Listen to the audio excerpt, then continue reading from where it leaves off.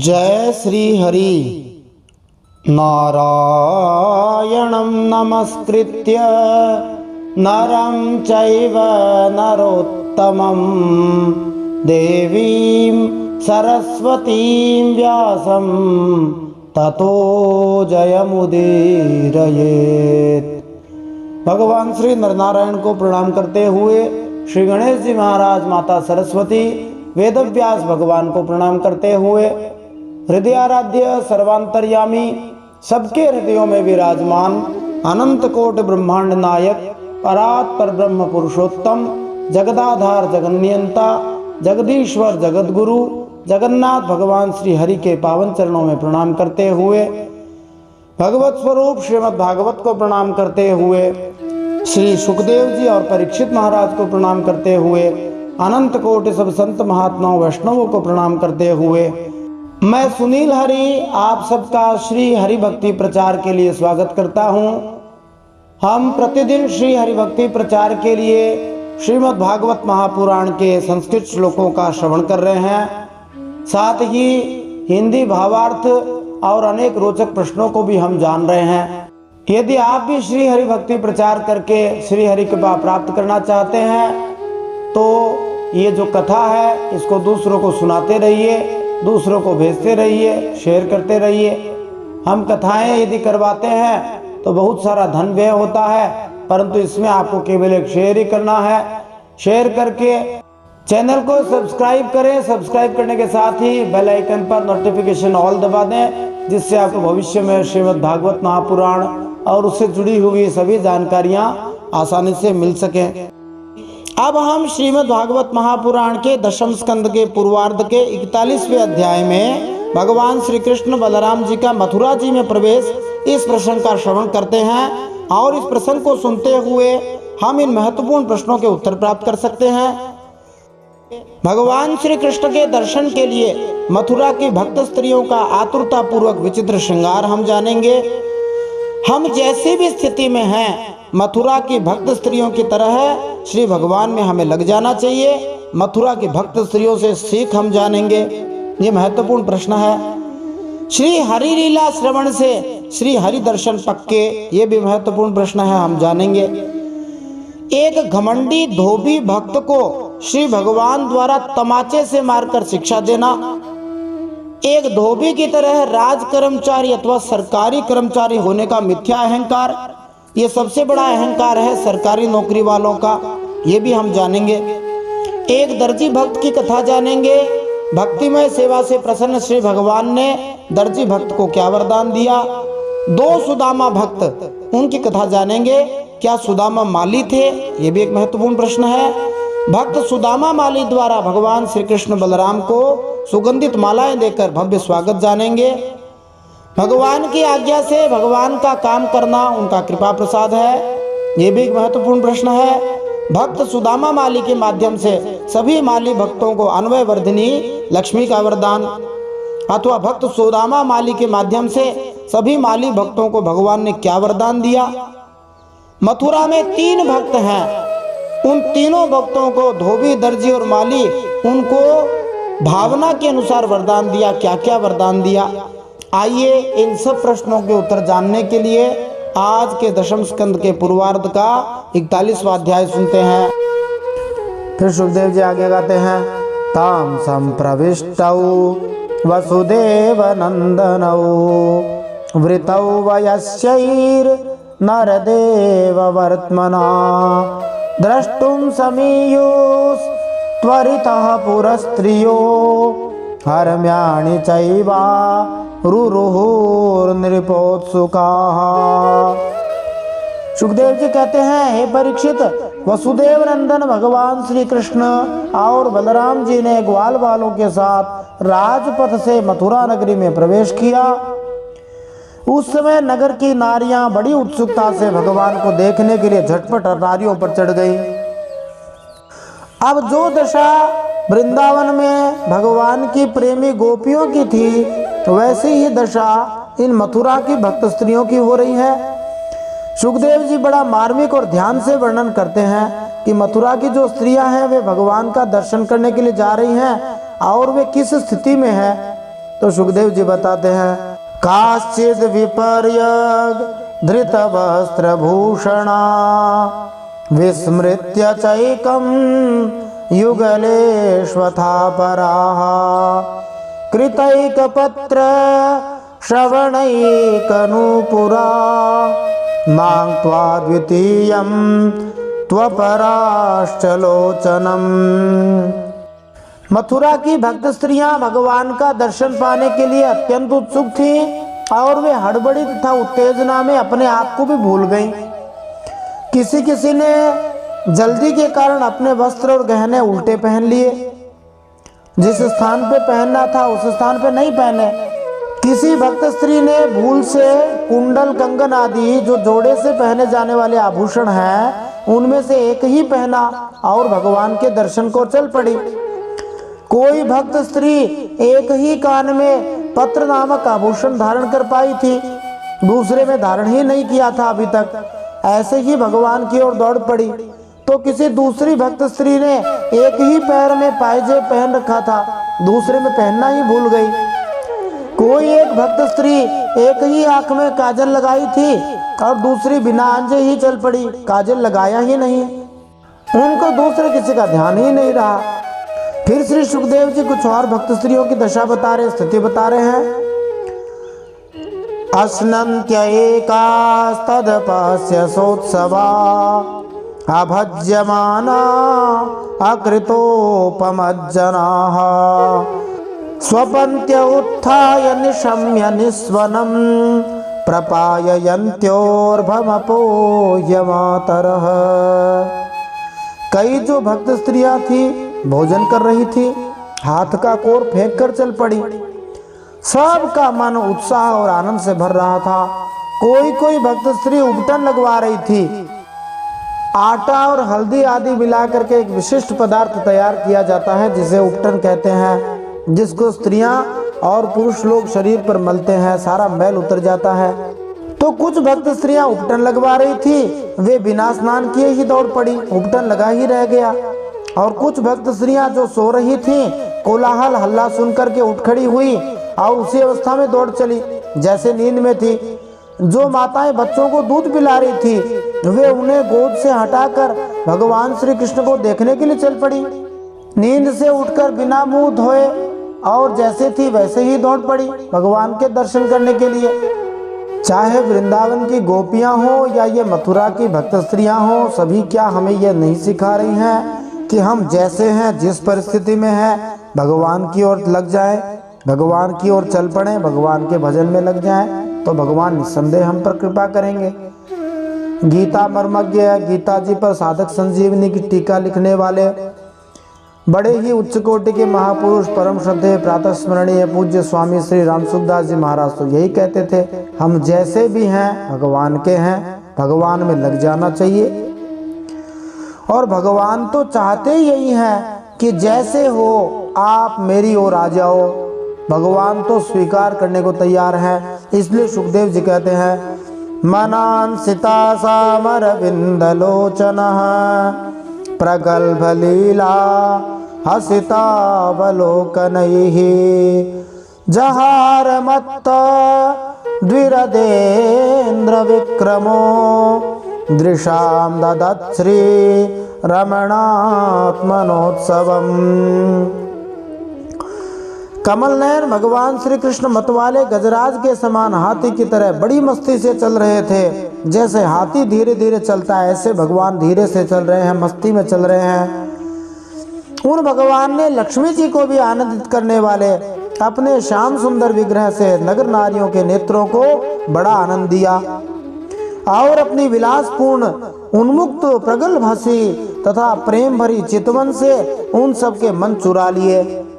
फिर श्री सुखदेव जी बसंत तिलका छंद में गाते हैं, दृष्ट्वा मुहुश्रुतमनो द्रुतचेतसस्तं तत्प्रेक्षणोत्स्मितसुधो क्षणलब्धमानाः आनन्दमूर्तिमुपगुह्य दृशात्मलब्धं हृष्यत्वचो जहुरनन्तमरिन्दमाधिम्। मथुरा की भक्त स्त्रियां बहुत दिनों से भगवान श्री कृष्ण की अद्भुत लीलाएं सुनती आ रही थीं। उनके चित्त चिरकाल से भगवान श्री कृष्ण के लिए चंचल और व्याकुल हो रहे थे। आज उन्होंने भगवान को देख भी लिया तो मानो भक्तों को संत महात्मा सुखदेव जी, व्यास जी संकेत कर रहे हैं, यदि भगवान का दर्शन चाहते हैं, भगवान की लीलाएं सुनते रहनी चाहिए। जैसे ये मथुरा की भक्त स्त्रियां भगवान की लीलाएं सुनती रहती थीं और उसका फल मिला, आज वे साक्षात भगवान का दर्शन कर रही हैं। भगवान श्री कृष्ण ने भी अपनी प्रेम भरी चितवन और मंद मुस्कान की सुधा से सींचकर उन सभी भक्तों का सम्मान किया। सुखदेव जी कहते हैं, परीक्षित उन स्त्रियों ने नेत्रों के द्वारा भगवान को अपने हृदय में ले जाकर उन भगवान के आनंदमय स्वरूप का आलिंगन किया। सभी भक्तों का शरीर पुलकित हो गया और बहुत दिनों की विरह व्याधि शांत हो गई, सारे दुख दूर हो गए। तो मानो भगवान ने मथुरा वासियों के मन का ऐसा हरण किया कि आधी जनसंख्या तो भगवान की तिरछी नजर से, टेढ़ी नजर से ही घायल हो गई और भगवान के पक्ष में हो गई। जिसने भी भगवान का दर्शन किया उसने भगवान की आनंद मूर्ति को आंखों के रास्ते हृदय में उतार लिया और उनका सारा दुख मिट गया। फिर सुखदेव जी अनुष्टुप छंद में गाते हैं, प्रासाद शिखरारूढ़ाः प्रीत्युत्फुल्ल मुखाम्बुजा अभ्यवर्षन् सौमनस्यैः प्रमदाबलकेशवौ दध्यक्षतैः सोदपात्रैः स्रग्गन्धैरभ्युपायनैः तावानर्चुः प्रमुदितास् तत्र तत्र द्विजातयः। मथुरा की नारियां अपने अपने महलों के अटारियों पर चढ़कर बलराम और श्री कृष्ण जी पर फूलों की वर्षा करने लगी। उस समय उन भक्त स्त्रियों के मुख कमल प्रेम के आवेग से खिल रहे थे। ब्राह्मण, क्षत्रिय और वैश्यों ने स्थान स्थान पर दही, अक्षत, जल से भरे पात्र, फूलों के हार, चंदन और भेंट की सामग्रियों से आनंद मग्न होकर भगवान श्री कृष्ण और श्री बलराम जी की पूजा की। ऊचुः पौरा अहो गोप्यस् तपः किमचरन् महत् या ये तावनुपश्यन्ति नरलोक महोत्सवौ रजकं कंचिदायान्तं रंगकारं गदाग्रजः दृष्ट्वा याचत वासांसि धौतान्यत्युत्तमानि च। सुखदेव जी कहते हैं, भगवान को देखकर सभी पूर्ववासी आपस में कहने लगे, धन्य है, धन्य है। गोपियों ने ऐसी कौन सी महान तपस्या की है जिसके कारण वे मनुष्य मात्र को परमानंद देने वाले इन दोनों मनोहर बलराम जी और श्री कृष्ण किशोरों को देखती रहती हैं। अब यहाँ से भगवान श्री कृष्ण ने धोबी के साथ में क्या लीला करी थी, दर्जी को भगवान ने क्या आशीर्वाद दिया था, सुदामा नामक एक माली परिवार को क्या आशीर्वाद दिया था, वो हम जानेंगे। भगवान के मन में आया कि अब ऐसा कोई खेल खेलना चाहिए जिससे कि मथुरा में जो हमारे शत्रु हों वे सब डर जाएं और जो हमारे पक्ष के लोग हैं उनके हृदय में यह विश्वास हो जाए कि हम कोई मामूली व्यक्ति नहीं है। इसी समय भगवान श्री कृष्ण ने देखा कि एक धोबी जो कपड़े रंगने का भी काम करता था उनकी ओर आ रहा है। भगवान श्री कृष्ण ने उससे धुले हुए उत्तम उत्तम कपड़े मांगे। देयावयो समुचितान्यंगवासांसि चार्हतोः भविष्यति परम श्रेयो धातुस्ते नात्र संशयः स याचितो भगवता परिपूर्णेन सर्वतः साक्षेपं रुषितः प्राह भृत्यो राज्ञः सुदुर्मदः। भगवान श्री कृष्ण उस धोबी के पास पहुँच करके उससे कहा, अरे बाबा, मैंने सुना है तुम हमारे मामा जी के धोबी हो, फिर तो तुम हमारे मामा जी के ही बराबर हो गए। हम तुम्हारे भांजे हैं और मामा की वस्तु पर भांजे का अधिकार होता ही है, इसलिए हमको ये कपड़े दे दो। ये कपड़े हमारे शरीर में पूरे पूरे आ जाएं ऐसी व्यवस्था कर दो। वास्तव में हम लोग उन वस्त्रों के अधिकारी हैं क्योंकि हम कंस के भांजे हैं, कंस हमारा मामा है और प्रायः प्राचीन समय में ननिहाल के जितने भी लोग होते थे वे सभी मामा ही कहलाते थे, भले ही कोई आस पड़ोस का व्यक्ति हो, कोई दुकानदार हो। भगवान कहते हैं इसमें संदेह नहीं कि यदि तुम हम लोगों को वस्त्र दोगे तो तुम्हारा कल्याण हो जाएगा, बहुत फायदा होने वाला है। सुखदेव जी सावधान करते हुए कहते हैं भगवान सर्वत्र परिपूर्ण है, सब कुछ उन्हीं का है, फिर भी भगवान ने इस प्रकार मांगने की लीला ही की है। केवल भगवान को किसी वस्तु का अभाव नहीं है, जो वे एक सामान्य धोबी से कपड़े मांगने के लिए जाएं। तो भगवान के मांगने पर भी कंस जैसा दुष्ट का जो धोबी था वह मदांध हो रहा था, और मदांध होने का कारण यह था कि उसका स्वामी राजा कंस था। भगवान की वस्तु भगवान को देना तो दूर रहा, उसने क्रोध में भरकर भगवान पर ही आक्षेप करना शुरू कर दिया।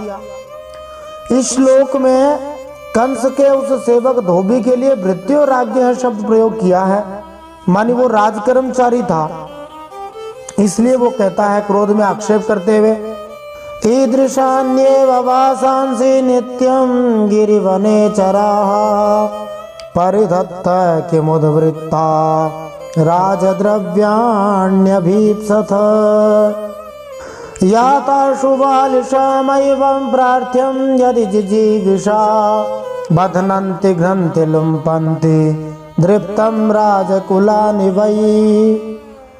तो वो धोबी कहता है तुम लोग रहते हो सदा पहाड़ और जंगलों में, क्या वहाँ ऐसे ही कपड़े पहनते हो? तुम लोग बहुत उद्दंड हो गए हो, तभी तो ऐसे बड़बड़ कर बातें करते हो। अब तुम्हें राजा का धन लूटने की इच्छा हो गई है। मानो भगवान को जंगली कहता है कि तुम जंगली हो, और भगवान को कहता है अरे मूर्खो जाओ भाग जाओ, यदि कुछ दिन जीने की इच्छा हो तो फिर इस तरह मत मांगना। राजकर्मचारी तुम्हारे जैसे उच्छृंखलों को कैद कर लेते हैं और क्या करते हैं, मार भी डालते हैं, और जो कुछ तुम्हारे पास होगा वो छीन भी लेते हैं। इस श्लोक में कंस के सेवक धोबी के लिए राजकुल का सेवक राजकर्मचारी शब्द प्रयोग किया गया है। इस श्लोक के भाव में हम समझ सकते हैं कि कंस का धोबी एक राजकर्मचारी था, सरकारी कर्मचारी था। लोक में हमें देखने को मिलता है कि यदि किसी को सरकारी नौकरी मिल जाए तो वह कितना प्रसन्न हो जाता है, और उस सरकारी नौकरी में यदि किसी को ऊंचा पद मिल जाए तब उसके अभिमान के बारे में क्या कहा जाए। ऐसी ही दशा इस कंस के राज सेवक की हो रही है। अभिमान से भगवान को भी क्या क्या कहे जा रहा है। तो भगवान ने मानो उस धोबी से कहा अच्छा तुम जंगली और पहाड़ी लोगों को बुरा समझते हो, लो इसका फल भोगो। क्या करते हैं, एवं विकथमानस्य कुपितो देवकी सुतः रजकस्य कराग्रेण शिरः कायादपातयात् तस्यानुजीविनः सर्वे वासः कोशान् विसृज्य वै दुद्रुवुः सर्वतो मार्गं वासांसि जगृहेच्युतः। फिर जब वह धोबी इस प्रकार बहुत कुछ बहक बहक कर बातें करने लगा, तब भगवान श्री कृष्ण ने थोड़ा सा कुपित होकर उसे केवल एक तमाचा ही जमाया और उसका सिर धड़ाम से धड़ से नीचे जा गिरा। यह देखकर उस धोबी के अधीन काम करने वाले सब के सब कपड़ों के गट्ठर वहीं छोड़कर इधर उधर भाग गए। भगवान ने उन वस्त्रों को ले लिया। अब तो इस लीला को देखने वालों ने कहा कि बाबा इस बालक के तमाचे में तलवार लगी हुई है क्या? सारे नगर में यह खबर पहुंच गई। लोग आश्चर्यचकित हो गए, आपस में कहने लगे कि यह बालक कितना निडर है, कितना बहादुर है, यह कंस से डरने वाला नहीं है। फिर क्या किया, वसित्वात्म प्रिये वस्त्रे कृष्णः संकर्षणस्तथा शेषाण्यादत्त गोपेभ्यो विसृज्य भुवि कानिचित् ततस्तु वायकः प्रीतस्तयोर्वेषमकल्पयत् विचित्रवर्णैश्चैलयैः राकल्पैरनुरूपतः। धोबी तो मर गया, उसके साथी सब कपड़े छोड़कर भाग गए थे। भगवान श्री बलराम जी और श्री कृष्ण ने उन कपड़ों को पहनना शुरू किया, किसी को पहनना ना आवे।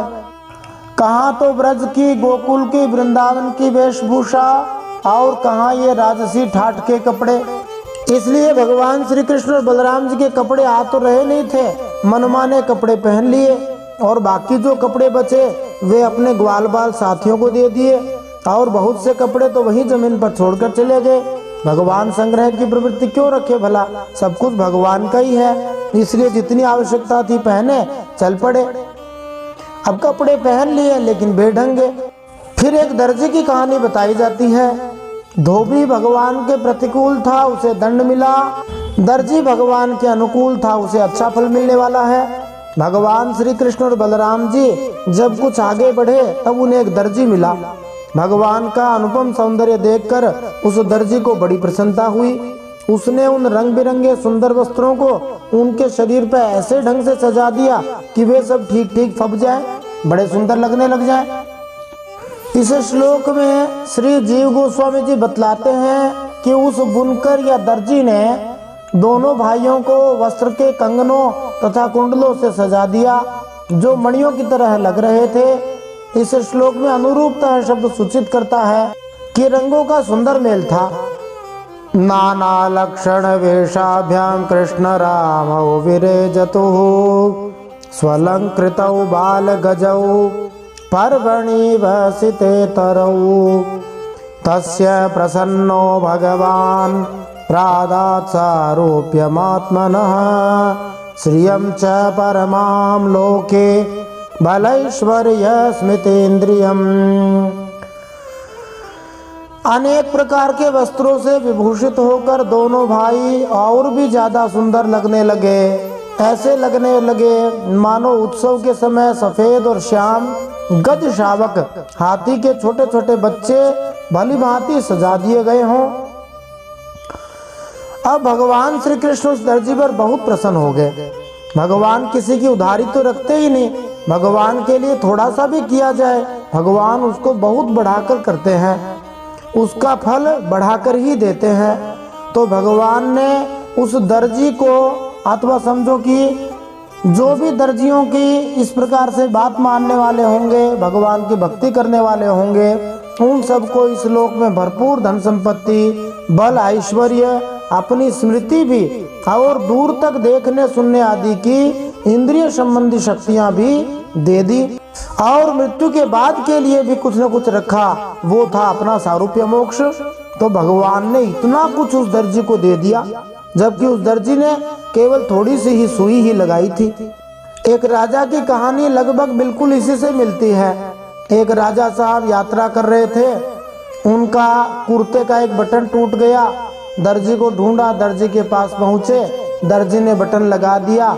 अब राजा साहब ने दर्जी से पूछा बटन लगाने के कितने पैसे लोगे। अब दर्जी ने सोचा उस जमाने में 1-2 रुपया लिया करते थे, यदि राजा साहब को 2 रुपए बता दिए तो राजा साहब सोचेंगे ये लोगों से ज्यादा लेता है। कम बता दिए तो भी बुरा लगेगा, और ज्यादा बता दिए तो राजा पता नहीं क्या कर दे। तो दर्जी ने कहा कि इसमें मेरा कुछ भी नहीं लगा है, मैंने तो छोटी सी सेवा करी है, आपका ही बटन था, थोड़ा सा धागा सुई लगाया है, आप प्रसन्न रहो यही काफी है। लेकिन वो जो राजा थे उन्होंने फिर बाद में अपने हिसाब से उस दर्जी को खूब सारा दिया। राजा प्रसन्न हो गए, उन्होंने कहा इसको 50 गांव की जागीरी दे दी जाए। अब बताओ कहाँ तो वो 5-10 रुपए ले लेता और केवल थोड़ा बहुत प्रसन्न हो जाता, और कहाँ जो है उसे इतना सारा धन मिल गया, इतनी सारी चीजें मिल गई। तो भगवान इसी प्रकार से प्रसन्न होते हैं। भगवान से कुछ भी न चाहा जाए तो भगवान बहुत ज्यादा प्रसन्न हो जाते हैं। फिर वे इतना देते हैं कि लेने वाला थक जाता है, उसकी सीमा समाप्त हो जाती है। भगवान की सीमा समाप्त नहीं होती। तो ये दर्जी तो निहाल हो गया, सब प्रकार से इस लोक में भी धन संपत्ति, ऐश्वर्य, समृद्धि सब कुछ मिल गया। अपनी स्मृति भी दे दी कि मुझे भूलो नहीं, और दूर तक देखने सुनने की ऐसी दिव्य शक्ति मिल गई, और बाद में दिव्य सारूप्य मोक्ष मिल गया जैसा उच्च कोटि के भक्तों को मिलता है। भक्तवत्सल भगवान की जय। ऐसे कृपालु भगवान हैं। फिर सुदामा नामक एक माली भक्त की कथा सुखदेव जी सुनाते हैं। ततः सुदाम्नो भवनम मालाकारस्य जगमतुः तौ दृष्ट्वा ससमुत्थाय ननाम शिरसा भुवि तयोरासनमानीय पद्यं चार्घ्यार्हणादिभिः पूजां सानुगयोश्चक्रे श्रक्तांबूलानुलेपनैः। फिर भगवान श्री कृष्ण सुदामा माली के घर गए। दोनों भाइयों को देखते ही सुदामा उठ खड़ा हुआ और पृथ्वी पर सिर रखकर भगवान को प्रणाम किया। फिर भगवान श्री कृष्ण और बलराम जी को आसन पर बैठाकर सुदामा भक्त ने भगवान के पांव पखारे, हाथ धुलाए और फिर ग्वाल बालों के सहित सबकी फूलों के हार, पान, चंदन आदि सामग्रियों से विधि पूर्वक पूजा की। यहाँ हमें ध्यान देना चाहिए कि ये जो सुदामा भक्त है ये एक माली है। भगवान पहले किसी पंडित के, महान भागवत आचार्य स्वामी अखंडानंद सरस्वती जी महाराज कहते हैं कि देखो, भगवान पहले किसी पंडित जी के, किसी क्षत्रिय के अथवा किसी राजा, रईस, सेठ के घर नहीं गए। भगवान ने कहा कि ब्रज में हमारे खेल का साथी सुदामा है, आगे भी एक सुदामा हमारा मित्र होने वाला है, इसलिए यहाँ मथुरा में भी एक सुदामा हमारा मित्र होना चाहिए। यह सोचकर भगवान अपने आप ही इस सुदामा मित्र के घर चले गए। असल में वही लोग अच्छे होते हैं जो प्रेम पूर्वक अपने आप ही किसी के घर जाते हैं। तो श्री कृष्ण जब गए तो वह सुदामा भक्त बड़ा प्रसन्न हुआ, नमस्कार करके आसन दिया, पूजा करी और उसने कहा, प्राहनः सार्थकम जन्म पावितम च कुलम प्रभो पितृदेवर्षयो मह्यम तुष्टायागमने नवाम भवन्तौ किल विश्वस्य जगतः कारणं परम अवतीर्णा विहांशेन क्षेमाय च भवाय च। फिर सुदामा भक्त ने भगवान से प्रार्थना करी, हे प्रभु, आप दोनों के शुभागमन से हमारा जन्म सफल हो गया, हमारा कुल पवित्र हो गया। आज हम पितर, ऋषि और देवता इन तीनों ऋणों से मुक्त हो गए, वे हम पर संतुष्ट हो गए हैं। प्रत्येक मनुष्य 3 ऋणों से सदा ऋणी रहता है, पितृ ऋण, ऋषि ऋण और देवताओं का ऋण। जब श्री भगवान प्रसन्न हो जाते हैं, परम सत्य श्री हरि प्रसन्न हो जाते हैं, तो उसे तीनों ऋणों से मुक्ति भगवान की कृपा से मिल जाती है। सुदामा माली भक्त ने कहा, आप दोनों संपूर्ण संसार के परम कारण हैं। आप संसार के अभ्युदय, उन्नति और निश्रेयस मणि मोक्ष के लिए ही इस पृथ्वी पर अपने ज्ञान, बल आदि अंशों के साथ अवतीर्ण हुए हैं। आपने सबका कल्याण करने के लिए अवतार लिया है। न कि वाम विषमा दृष्टि सुहृदोर जगदात्मनोः समयोः सर्वभूतेषु भजन्तं भजतोरपि तावाज्ञापयतं भृत्यं किमहं करवाणि वाम पुंसोत्यनुग्रहो येष भवद्भिर्यन्नियुज्यते। फिर सुदामा भक्त ने भगवान से कहा, यद्यपि आप प्रेम करने वालों से ही प्रेम करते हैं, भजन करने वालों को ही भजते हैं। आपने कहा है, ये था माम प्रपद्यन्ते, जिस भाव से मेरा भजन करते हैं मैं भी उस भाव से भजता हूँ। फिर भी आपकी दृष्टि में विषमता नहीं है, आप समान हैं, क्योंकि आप सारे जगत के परम सुहृद और आत्मा हैं। आप समस्त प्राणियों और पदार्थों में समरूप से स्थित हैं। मैं आपका दास हूँ, आप दोनों मुझे आज्ञा दीजिए कि मैं आप लोगों की क्या सेवा करूँ। हे भगवान, जीव पर आपका यह बहुत बड़ा अनुग्रह है। क्या है बहुत बड़ा अनुग्रह? पूर्ण कृपा प्रसाद है। पूर्ण कृपा प्रसाद क्या है? तो कहते हैं, आप उसे आज्ञा देकर किसी कार्य में नियुक्त करते हैं। ये भगवान का सबसे बड़ा अनुग्रह है, सबसे बड़ी कृपा है। माने यदि कोई भगवान का काम करता है, समझो कि यह भगवान की सबसे बड़ी कृपा है। जैसे उदाहरण के लिए हम श्रीमद् भागवत महापुराण की प्रतिदिन ये कथा सुन रहे हैं, श्री भगवान की कृपा से सुन रहे हैं। समझिए ये हमारे ऊपर भगवान की बहुत बड़ी कृपा है और भगवान ने हमें चुना है कि हम श्रीमद् भागवत कथा को कह सके, सुन सके, ऐसे ऐसे प्रश्न निर्माण कर सके जिससे श्रीमद् भागवत की सभी गुत्थियां सुलझ जाएं। तो भगवान की ये विशेष कृपा है कि हम भगवान के द्वारा दिए गए कार्य में लगे हुए हैं। इतने सारे प्राणियों में से श्री भगवान ने हमें इस कार्य को करने के लिए चुना है। इतने सारे लोगों में से हम इस कथा को सुन पा रहे हैं, तो ये समझो भगवान की बहुत बड़ी कृपा है। हमें इस कृपा को अनुभव करना चाहिए। फिर आगे सुखदेव जी कहते हैं, इत्यभिप्रेत्य राजेन्द्र सुदामा प्रीतमानसः शस्तैः सुगन्धैः कुसुमैर्माला विरचिता ददौ ताभिः स्वलङ्कृतौ प्रीतौ कृष्णरामौ सहानुगौ प्रणताय प्रपन्नाय ददतुर्वरदौ वरान्। सुखदेव जी कहते हैं, राजेंद्र परीक्षित सुदामा माली ने इस प्रकार प्रार्थना करने के बाद भगवान का अभिप्राय जाना। बड़े प्रेम और आनंद से भरकर अत्यंत सुंदर सुंदर तथा सुगंधित फूलों से गुथे हुए हार भगवान को पहना दिए। जब ग्वालपाद और बलराम जी के साथ भगवान श्री कृष्ण उन सुंदर सुंदर मालाओं से सज गए थे, तब उन वरदायक भगवान ने प्रसन्न होकर विनम्र और शरणागत सुदामा को श्रेष्ठ वरदान दिए। क्या वरदान दिए? सोपि वव्रे चलाम भक्तिम तस्मिन्नेवाखिलात्मनि तद्भक्तेषु च सौहार्दं भूतेषु च दयां पराम् इति तस्मै वरं दत्त्वा श्रियं चान्वयवर्धिनीं बलमायुर्यशः कान्तिं निर्जगाम सहाग्रजः। जब भगवान ने प्रसन्न होकर सुदामा भक्त से कहा कि वर मांग लो, तब सुदामा भक्त ने कहा, आप ही समस्त प्राणियों के आत्मा है, सर्वस्वरूप आपके चरणों में मेरी अविचल भक्ति हो जाए, आपके भक्तों से मेरा सौहार्द हो जाए, माने सुहृद भाव आ जाए, सब उनका हित करने का भाव आ जाए और मैत्री का संबंध हो जाए। सुहृद और मित्र यद्यपि पर्याय होते हैं, परंतु मित्र में थोड़ा बहुत स्वार्थ रहता है, सुहृद में कोई स्वार्थ नहीं रहता है। और समस्त प्राणियों के प्रति अहेतुक दया का भाव भी बना रहे, सबके प्रति मैं दया कर सकूं, सब में मैं दया भाव रख सकूं, ऐसे कृपा करो। अब ये वरदान तो भक्त ने मांगा और भगवान श्री कृष्ण ने सुदामा को उसके मांगे हुए वर तो दे ही दिए, इसके साथ ही विशिष्ट वरदान भी दिया। समस्त माली समाज सुने, ऐसी लक्ष्मी भी दी जो वंश परंपरा के साथ साथ बढ़ती जाए और साथ ही बल आयु कीर्ति तथा कांति का भी वरदान दिया। खूब बल रहे, खूब बढ़िया आयु रहे, खूब बढ़िया कांति रहे। फिर भगवान श्री कृष्ण बलराम जी के साथ वहां से विदा हो गए। तो भगवान ने अन्वय वर्धिनी लक्ष्मी दी, माने वंश परंपरा को भी बढ़ाने वाली ऐसी लक्ष्मी प्रदान करी, कल्याण करने वाली लक्ष्मी थी। तो यहाँ हम देख सकते हैं किस प्रकार से भगवान श्री कृष्ण परम चतुर हैं। मथुरा में छोटे छोटे जाति के जितने भी लोग थे ना, उन सबको तो नंद बाबा ने पहले ही मिला रखा था।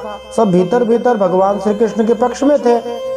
ये एक प्रकार से चुनाव हो रहा था, ऊपर ऊपर से असुर का समर्थन कर रहे थे, अंदर अंदर से श्री कृष्ण के समर्थक बढ़ते जा रहे थे। और जो नहीं मिले थे वे भी इन घटनाओं के बाद मिल गए। यहाँ हम दुष्ट धोबी तथा भक्तमाली सुदामा और दर्जी को देख सकते हैं, जो भगवान के साथ अलग अलग व्यवहार करते हैं। जहाँ एक तरफ हम देखते हैं कि धोबी ने भगवान के साथ दुष्टता का व्यवहार किया, भगवान ने उसे दंड दिया। दूसरी तरफ दर्जी और सुदामा भक्त ने जैसा जैसा भाव रखा उस हिसाब से उनको खूब फायदा मिला, खूब अच्छा लाभ मिला। तो श्री भगवान अपने विरोधियों के लिए वज्र की तरह कठोर है और जो शरण में आ जाते हैं, शरणागत हैं, उनके लिए गुलाब की तरह कोमल हो जाते हैं। इसलिए हमें क्या करना चाहिए? हमें निष्ठा पूर्वक भगवान की शरण में चले जाना चाहिए, क्योंकि यही हमारे हित में है, इसी में हमारा फायदा है। उस मूढ़ मूर्ख धोबी की तरह भगवान से विरोध करने में, झगड़ा करने में कोई फायदा नहीं है। जैसा आजकल चारों तरफ देखने में मिलता है, सब लोग भगवान के पीछे पड़े हैं, भगवान के ग्रंथों को, भगवान को लेकर पता नहीं क्या क्या बातें कहते करते रहते हैं, पर उनसे कोई फायदा नहीं मिलने वाला है। असली फायदा भगवान के शरण में जाने से मिलेगा। बोलिए भक्तवत्सल भगवान की जय, श्रीमद् भागवत महापुराण की जय, परम सत्य श्री हरि की जय। इति श्रीमद् भागवते महापुराणे पारमहंस्यां संहितायां दशमस्कन्धे पूर्वार्धे पुरप्रवेशो नाम एकचत्वारिंशोऽध्यायः। श्रीमन्नारायणार्पणमस्तु। इस प्रकार श्रीमद् भागवत महापुराण परमहंसों की संहिता दशम स्कंद पूर्वार्ध में पुरी में प्रवेश, मथुरापुरी में प्रवेश नामक 41वां अध्याय भगवान श्री नारायण के चरणों में समर्पित हो। यदि यह कथा आपको अच्छी लग रही है, आप इसको दूसरों को भेजते रहिए। आपने यदि अभी तक इस कथा को नहीं सुना है चैनल को सब्सक्राइब नहीं किया है तो चैनल को सब्सक्राइब कर दीजिए और पीछे के जितने अध्याय हैं वे सभी हमने प्लेलिस्ट में डाल रखे हैं, आप सभी अध्यायों को वहां पर सुन सकते हैं। जय श्री हरि श्रीमन नारायण अर्पणमस्तु।